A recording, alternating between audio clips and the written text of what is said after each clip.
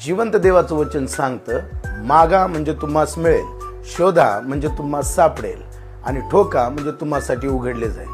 परंतु पवित्र आत्म्याच्या द्वारे एक गोष्ट मला प्रगट झाली, ती अशी की आम्ही काय मागतो याकडे देखील आम्हाला लक्ष देणं गरजेचं आहे। जर आम्ही चुकीच्या गोष्टी मागत आहोत तर चुकीच्याच गोष्टी आमच्या जीवनामध्ये प्राप्त होणार आहे। जर आम्ही चुकीच्या गोष्टी शोधत आहोत तर चुकीच्याच गोष्टी आमच्या दृष्टीस पडणार आहे। बरेच लोक चुकीच्या गोष्टी शोधत राहतात आणि त्याच त्यांच्या दृष्टीमध्ये पडत राहतात आणि चुकीचे दार ते ठोकत राहतात, म्हणून जे पाहिजे ते त्यांना मिळत नाही।